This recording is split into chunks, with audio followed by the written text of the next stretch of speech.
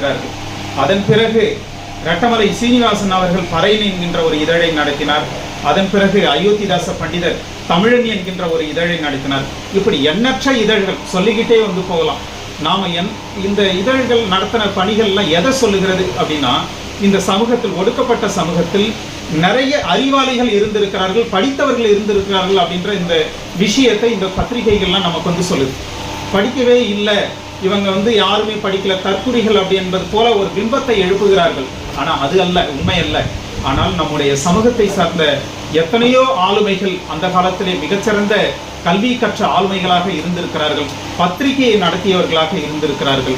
அது மட்டும் இல்லை, பௌத்த நிகழ்வுகளை இன்றைக்கு இந்த நிகழ்வு மிக அற்புதமாக நடைபெற்று கொண்டிருக்கிறது.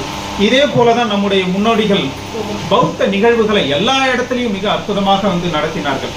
திருமண சடங்குகளை நடத்தினார். திருமணத்தை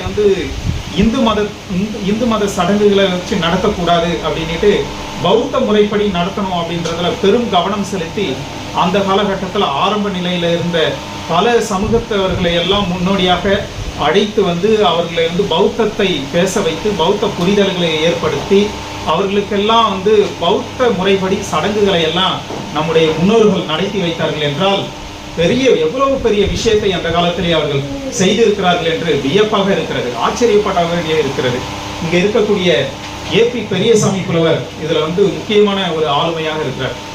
தங்கவயலிலே அவர் பணி செய்யும் பொழுது தங்கவயலில் மிக அற்புதமான அளவில் அவர் பௌத்தத்தை மிக தீவிரமாக பரப்பி கொண்டு இருக்கிறார்.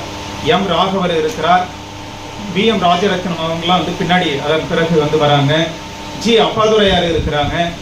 இது மாதிரி எம்ஒய் முருகேசன், இப்படி பல ஆளுமைகள் பௌத்தத்தை தங்கவயலில் பரப்பி கொண்டு இருக்கும் பொழுது தன்னுடைய பகுதியாக இருக்கக்கூடிய இந்த திருப்பத்தூர் சார்ந்து இருக்கக்கூடிய பகுதிகளிலையும் பௌத்தத்தை பரப்ப வேண்டும் என்கின்ற ஒரு தீரா தாகத்தோடு ஒவ்வொரு நாளும் இரவு நேரத்தில் ரயில் ஏறி இரவு 2 மணி 1 மணின்னு இறங்கி பங்கார்பேட்டை பகுதிகளெல்லாம் இறங்கி அங்கிருந்து ஒரு கைவிளக்கை எடுத்துக்கொண்டு மற்ற பகுதிகளுக்கு எல்லாம் போய் இரவு நேரத்தில் தன்னுடைய தோழர்களை எல்லாம் கூப்பிட்டுக்கிட்டு போயிட்டு கிராமமா கிடைக்கக்கூடிய இடங்கள்ல, வீட்டு திண்ணைகள்ல, ஏரி கரைகள்ல, வயல்வெளிகள்ல, இப்படி மேடைகள்லாம் எதுவும் இல்லாம சாதாரண ஒரு இடத்துல மூளை முடுக்குகள் எல்லாம் பௌத்தத்தை கொண்டு போய் சேர்த்த ஒரு ஆளுமை தான் ஐயா ஏபி பெரியசாமி புலவர் அவர்கள். எவ்வளவு பெரிய ஜாம்பவன் அவர். ஆனால் அவருடைய சிந்தனைகளையோ அவரை பற்றியோ நாம இந்த தமிழ் சமூகம் இன்னும் பெரிய